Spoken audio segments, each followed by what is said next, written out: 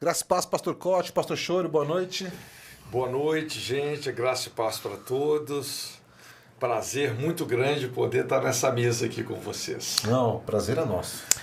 Eu só queria agradecer ao pastor Cote de estar nos honrando com a sua presença e para ministrar conosco aquilo que o Espírito Santo tem dado a ele com tanto discernimento, né? Tanta sabedoria em áreas tão importantes, não somente para o mundo cristão, mas também para aqueles que estão querendo conhecer mais ao Senhor e também aqueles que estão à procura de cura, especialmente hoje em dia,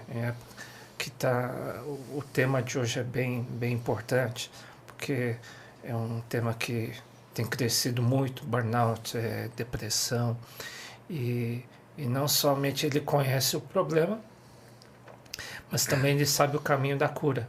Então, sabemos que é Cristo, mas o Espírito Santo tem dado sabedoria para alguns homens e mulheres para decifrar o coração de Deus, decifrar a sabedoria que Deus tem dado a esses homens para trazer cura para a igreja, cura para o ser humano, tá? Então, a gente está honrado, muito grato pela tua presença aqui, grato a Deus pela tua vida.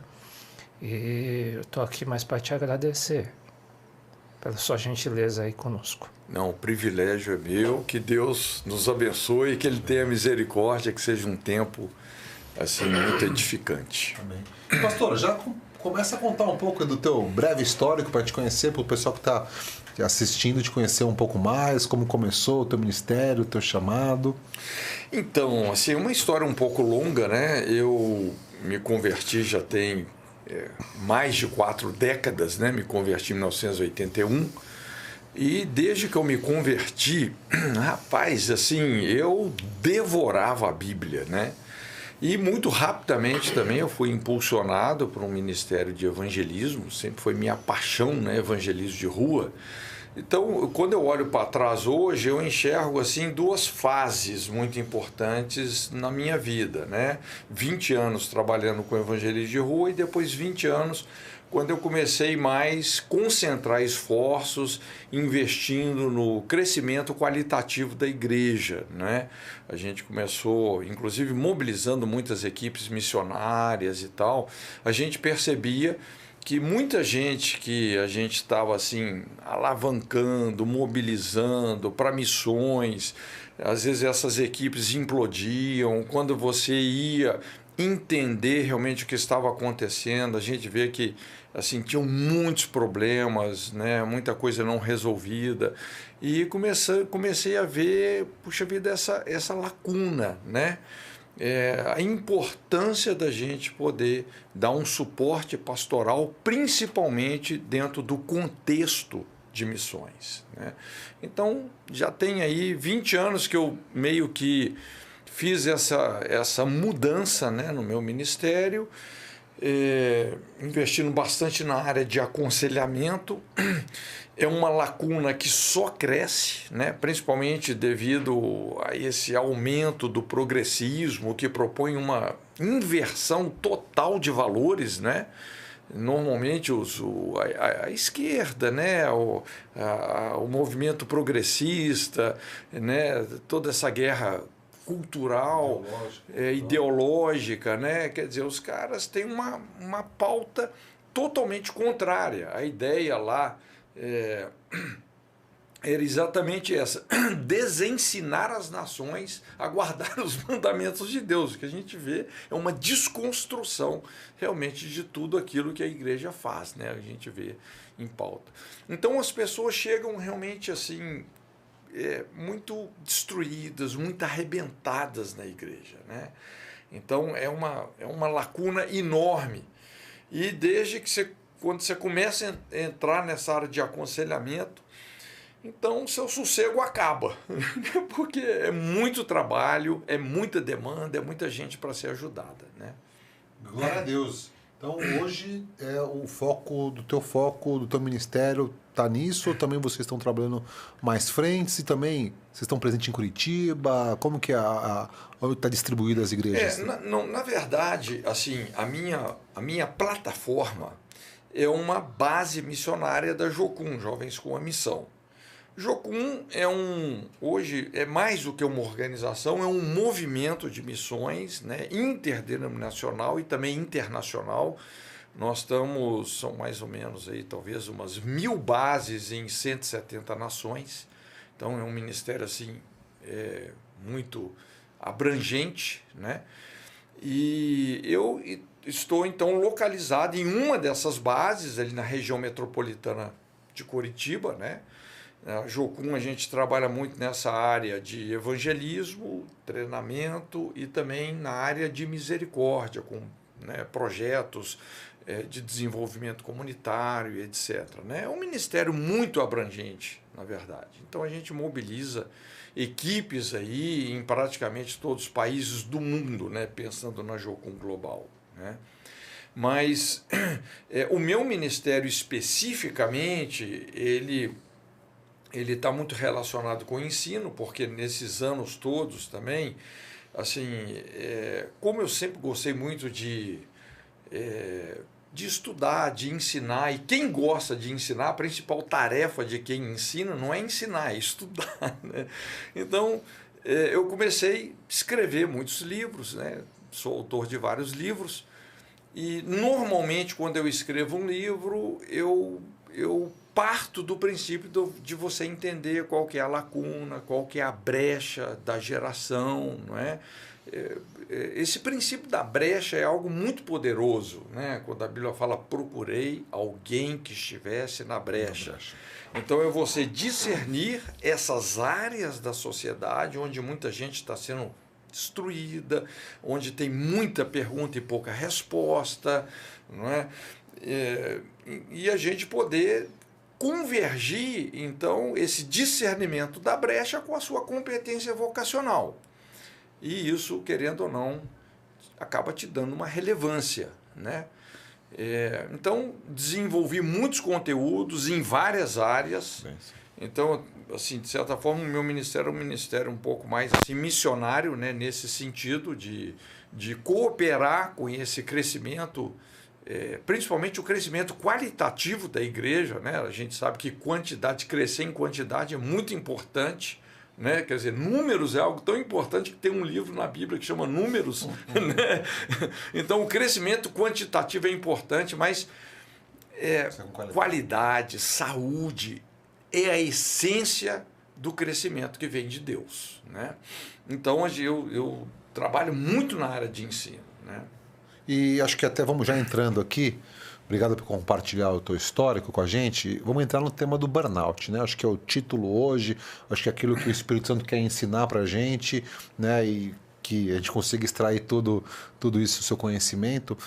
Você consegue, para a gente, dar um resumo do que é o burnout, se ele está hoje dentro da igreja, se ele está atacando a vida dos pastores, dos membros? Porque quando eu olho para o mundo no qual vem empresarial, tem muito. Sim. Tem muito, né? Como que isso afeta a igreja? Veja bem, né, esse termo burnout, se eu não me engano, foi criado por um psicólogo alemão, se eu não me engano. Mas no inglês, é um termo no inglês, burnout, quer dizer, é você queimar completamente algo, não é? É uma pessoa que se queimou, não é? Se exauriu. Então, normalmente, assim, a princípio, a ideia dos efeitos do burnout é essa exaustão, tem muito a ver com sobrecarga. Não é? Uma pessoa que às vezes... aí pode ter muitas origens, né? Tem gente, por exemplo, que ela assim, não sabe colocar limites para suas atividades, por exemplo, né? De repente a pessoa ela começa a se desgastar de uma maneira onde não acontece uma certa compensação, né? Então chega uma hora que isso pode, inclusive, até gerar um esfolamento emocional, psicológico, né? Levar a pessoa para o cansaço, ou talvez, assim, o que a gente observa muito atendendo pessoas, são pessoas que elas, vamos dizer assim, não lidam apropriadamente com o passado. Hoje tem, assim, inclusive no meio evangélico, tem muito uma teoria que eu acho muito preocupante, que as pessoas falam assim, não, o passado passou. Não é? Então só ignore o passado. E ignorar o passado, cara, é uma coisa perigosa. Você vê, quando Jesus escreve lá a carta à igreja de Éfeso, ele falou, lembra-te de onde caíste. Então é importante você saber mapear suas quedas, você soltar aquelas âncoras. Isaías fala sobre restaurar lugares antigamente assolados de geração em geração. Então, o passado ele não deve ser ignorado, ele deve ser resolvido, e bem resolvido. Uma das principais causas de burnout são pessoas que estão tentando arrastar âncoras. O cara, de repente, cometeu um erro, ao invés dele se corrigir, dele se quebrantar, dele resolver, dele enfrentar aquele passado, interagindo com esse passado com os princípios apropriados, a pessoa vai seguindo daquele jeito. E de repente um pequeno desvio aqui, não é? Esse ângulo de defasagem, por menor que ele seja, lá na frente ele vai te levar para um outro lugar, que é onde você talvez não deveria chegar. E às vezes as coisas vão até piorando, né? É por isso que normalmente essas coisas acabam se misturando, né? O burnout, a depressão. Muitas vezes a origem disso tem a ver com fatores familiares, né? Essa epidemia de famílias fragmentadas. Normalmente a pessoa que veio de uma família fragmentada, fragmentação familiar e abuso são concorrentes, andam juntos. Normalmente a pessoa que veio de uma cobertura familiar que fragmentou, quer dizer, a pessoa cresceu sem referencial de pai, de mãe, de casamento. Eu ia perguntar o que era a fragmentação. Né? Então, essas pessoas, normalmente, elas estão muito mais vulneráveis para sofrer abusos de toda ordem, abusos emocionais, psicológicos, físicos e até sexuais. Então, quer dizer, essas pessoas, desde cedo, elas já estão contraindo, vamos dizer assim, uma insegurança existencial. E a tendência da insegurança é gerar medo, gerar ansiedade. Essa ansiedade, porque se ela vem de uma insegurança que é existencial, a tendência da ansiedade é se tornar também patológica. Tem aquela ansiedade que é até saudável, né? Você tem que enfrentar uma situação inusitada, então vem aquela descarga de adrenalina, você enfrenta o que você tem que enfrentar, depois as suas emoções se equilibram. Mas se existe uma insegurança existencial, se existem coisas não resolvidas, não é? É interessante, né? Às vezes eu faço assim uma diferença entre cansaço e estresse. Como é que você lida com o cansaço? Porque se você trabalhou demais, você cansa. Como é que você lida com o cansaço? Você descansa. Não é? Você vê, Jesus tinha uma vida intensa. Toda pessoa que realmente, vamos dizer assim, tem essa dinâmica de se mover no centro da vontade de Deus, são pessoas realmente muito laboriosas, né? Então, você cansou, você descansa. Agora, o estresse, a pessoa não consegue descansar. Aquilo está dentro dela. Não é? Tem aquele desgaste interno numa ação contínua. Para lidar com esse estresse, às vezes você vai precisar de uma mudança no seu estilo de vida, não é? De um enfrentamento de coisas não resolvidas do seu passado. Não é? E aí, um aconselhamento nesse contexto pode ser um divisor de águas. Né? Então, aí que entra o papel da igreja, que você vê, né? Do aconselhamento, da administração. Eu entendi até Sim. uma questão que tem que entrar tem um processo de cura, principalmente do que traz do passado. Né? Na tua opinião, né? Já perguntando como a igreja... primeiro, se você vê isso sendo pastores sendo afetados por isso, como são a igreja está sendo afetada também por sim, isso? Porque, veja bem, a verdade é o seguinte, uma das profissões mais desgastantes que tem é o ofício pastoral. Porque você está lidando com gente, você está lidando com os problemas das pessoas, não é? E normalmente a tendência disso é ter uma demanda cada vez mais crescente, que de repente está concentrada ali em poucas pessoas que vão ter essa habilidade ou que estão numa posição realmente para ajudar essas pessoas, que normalmente é o pastor. Não é? Então é muito comum a gente ver pastores que eles acabam se excedendo, né, se gastando, desgastando no ministério, não é? Essa coisa do burnout é muito comum no ministério pastoral. Então, se você não assim se policia intencionalmente, no sentido de você saber o seu limite, rapaz, sem perceber, você começa a estar numa sobrecarga que depois a fatura vai chegar. Né? Eu mesmo, assim, muitas vezes eu procuro me policiar. Eu já sei, eu já tenho uma ideia, às vezes, assim, sabe aquele momento assim que você vê que você já não está funcionando bem mais, né? Que você já está tão cansado, não é? Você já está tão sobrecarregado que você fala, cara, né? Melhor deixa eu ir para casa, né? ou fazer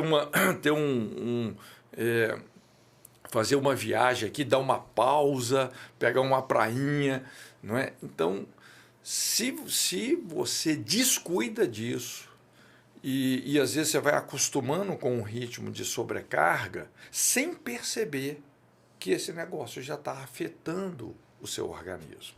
Inclusive, assim, clinicamente, o que determina um quadro depressivo? É exatamente quando esse ambiente interno de desgaste, de sobrecarga, ou até de que eu chamo um esfolamento psicoemocional, quando isso começa a aflorar organicamente, começa a afetar as suas funções orgânicas, né? O seu metabolismo, vários órgãos.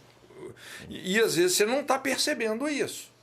Não é? Mas o seu organismo já está dando sinais de que realmente assim tem um peso excessivo e que você tem que realmente saber colocar limites, não é? Principalmente, e a gente assim no ministério, por você estar numa posição pastoral, a gente tem essa tendência de se compadecer demais das pessoas, a gente acaba desenvolvendo uma incapacidade de falar não. É muito comum, né? Às vezes, porque você vê ali, você se condói da pessoa, então você quer ajudar, você quer atender, você quer, né? Mas de repente está no limite. Você já está passando o seu limite. Então, isso aí é um alerta. Rapaz, olha, eu lido muito com pastores, porque nós temos lá um curso que é EIFOL, onde o nosso público-alvo principal, o pessoal que a gente quer mais, assim, vamos dizer, alcançar, treinar, ensinar, capacitar, são pastores. Então, eu convivo muito de perto com essa realidade. Rapaz, é raro o pastor que realmente não passou por uma situação de burnout atualmente.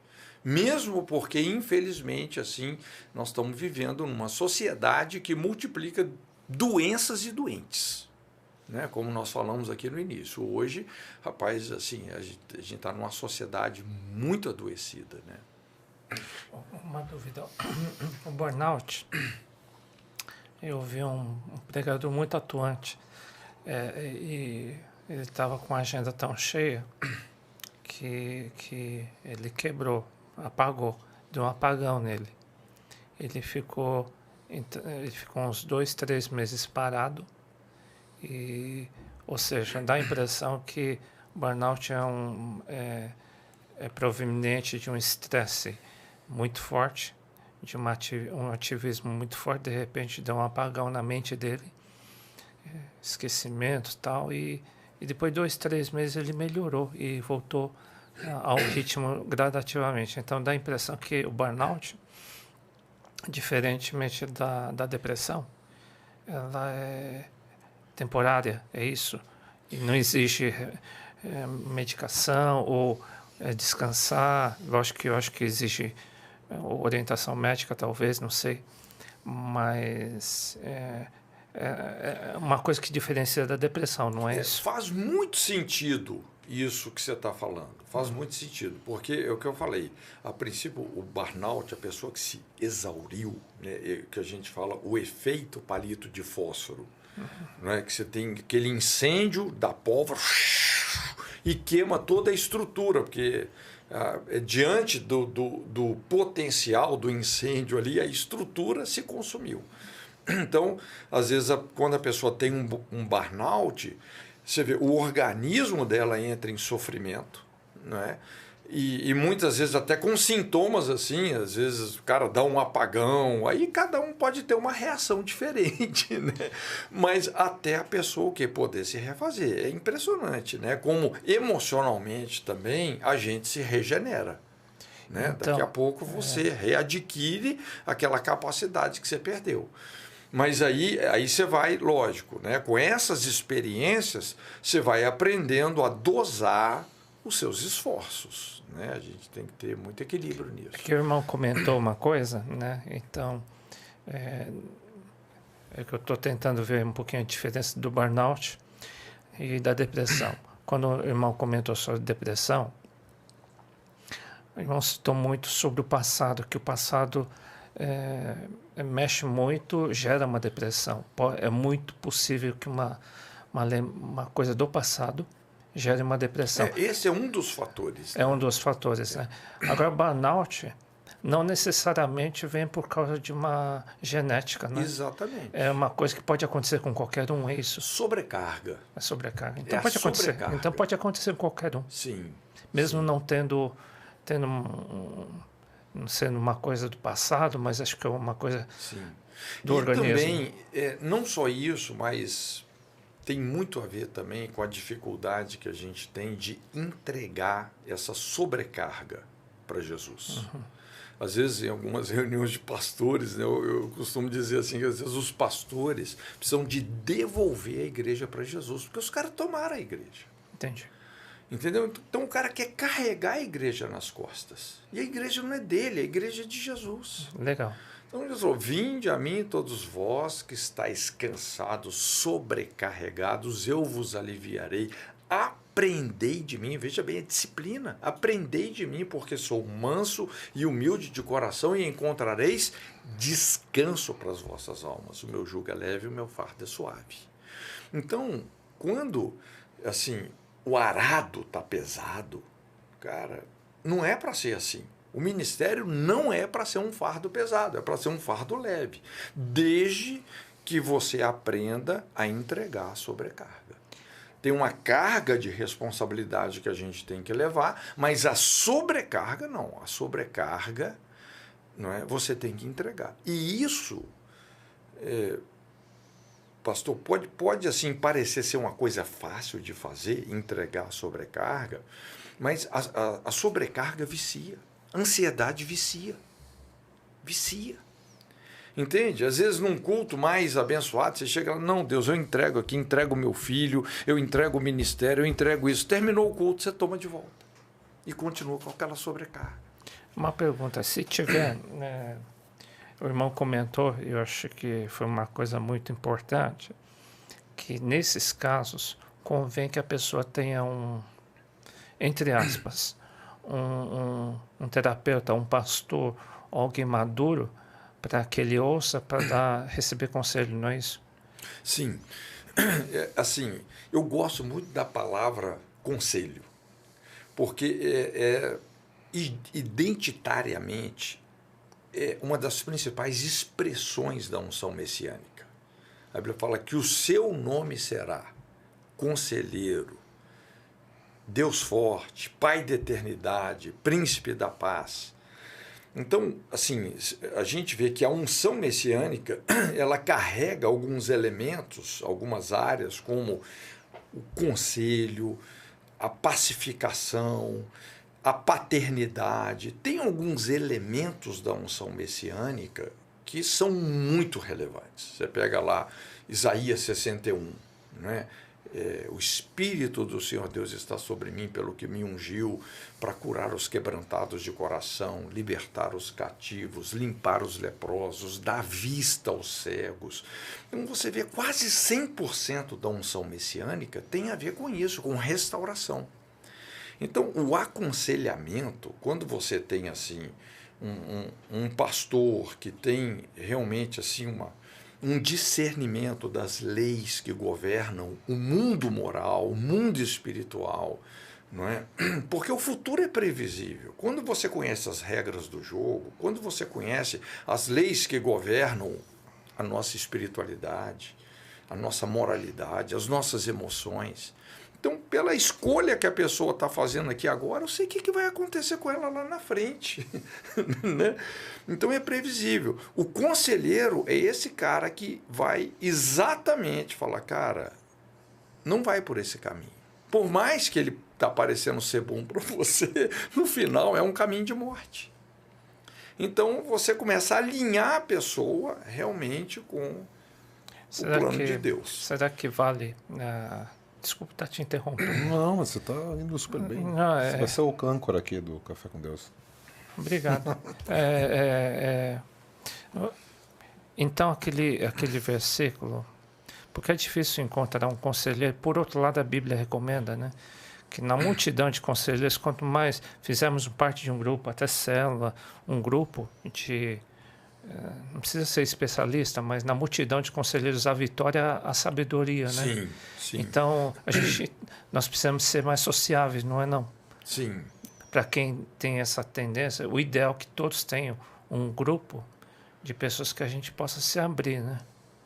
Porque o conselho que eu estou vendo aí é um item muito importante nesse período tão forte de pressão, de depressão, de pressão maligna, sim, de pressão na sociedade, né? Na pressão na TV. Então, tendo um grupo de amigos que, sim, a gente possa conversar, compartilhar, receber oração, acho que... Porque aí tem dois fatores, né, pastor Chori, que são muito importantes quando você tem um grupo de apoio.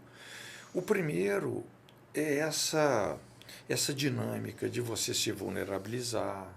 É o que Tiago 5,16 fala: confessai as vossas culpas e vergonhas uns aos outros, orai uns pelos outros, para que sareis, né?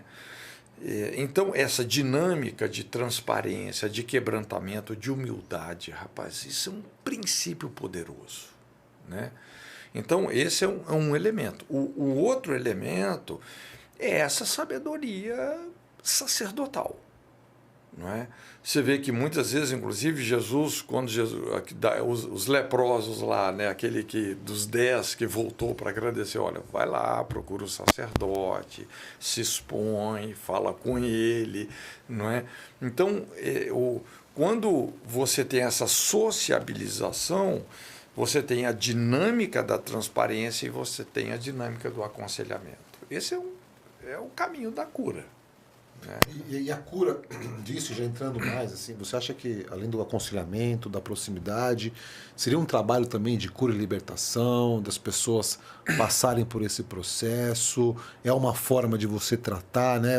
A igreja tem que se organizar dessa forma. Posso estar enganado aqui, você conhece mais do que eu, mas o burnout ele tende a aumentar, né? Cada vez mais que nós vamos ser atacados para os princípios, para os valores, vai ficar cada vez mais difícil para nós. Porque os elementos que fomentam isso, eles são diversos e estão cada vez mais intensos, principalmente na sociedade ocidental, onde você tem, por exemplo, mercado de trabalho. Imagina as exigências do atual mercado de trabalho. Então, é muito fácil a pessoa se perder realmente na incapacidade de colocar limites para os seus esforços e chegar uma hora a desenvolver uma coisa como essa, né? Agora, assim, eu gosto muito do termo aconselhamento porque é um termo mais abrangente. A libertação é um aspecto dentro do aconselhamento. Tá bom. Por que uma pessoa precisa de uma libertação? Porque ela está presa. Não é? Então, esse conceito, por exemplo, de prisões espirituais, prisões psicológicas, prisões emocionais, é um conceito presente nas Escrituras. Lembram lá em Lucas 13, aquela mulher encurvada? Jesus fala assim: não convinha, portanto, libertar essa filha de Abraão que há 18 anos Satanás mantém presa, mantém cativa. Aí você pensa assim: como é que pode uma filha de Abraão Uma pessoa que se morresse iria lá para o seio de Abraão. Uma filha de... Como que pode uma filha de Abraão estar cumprindo uma sentença de 18 anos numa prisão de Satanás? A prisão era na forma de uma enfermidade. Inclusive Lucas, o diagnóstico que Lucas dá é que ela tinha um espírito de enfermidade. Ela não tinha um problema ortopédico. Então, assim, é muito estranho isso. Isso, inclusive, às vezes até assim, baqueia um pouco a teologia da gente. Como né? assim? Você fala, como que pode uma filha de Abraão estar numa prisão de Satanás? Né? Então, ela precisava de enfrentar uma coisa que estava lá atrás. Ela precisava de um enfrentamento. E você vê que, despercebidamente, é o que Jesus faz nesse texto. Não é? Porque quando Jesus menciona a idade ali do problema dela, né? 18 anos. De onde é que Jesus tirou isso? De uma revelação de Deus. É como se ela tivesse levando essa mulher a enfrentar essa memória de 18 anos atrás. Algo aconteceu, não sei se foi um trauma, se foi alguma coisa aconteceu que realmente assim abriu ali uma situação, né, onde ela se fragilizou espiritualmente e estava nesse aprisionamento. Né? É o que a gente estava falando às vezes sobre coisas não resolvidas do passado. Inclusive é interessante porque na língua hebraica a palavra hoje assim, a palavra para hoje, o futuro, aliás, o futuro, ele não está à nossa frente, ele está atrás. E o passado, ele não está atrás, ele está à frente, é o contrário. Porque na cultura hebraica, a variável para o tempo, aliás, a variável para passado e futuro não é o tempo, né? Mas é o que está completo e o que está incompleto. Então, por exemplo, o seu passado ele não está atrás de você, ele está à sua frente. Por quê? Porque você já viveu ele está diante de você. Então você precisa de resolver ele. O seu passado, o seu futuro, por que ele está atrás? Porque o futuro não existe. Você não experimentou ele ainda, você não viveu ele, então você está de costas para ele. Ele é uma incógnita. Você não está vendo ele. Isso é só para a gente entender como funciona a mentalidade judaica, não é? Que não é essa mentalidade de ignorar o passado, mas de enfrentar o passado e resolver as coisas bem resolvidas.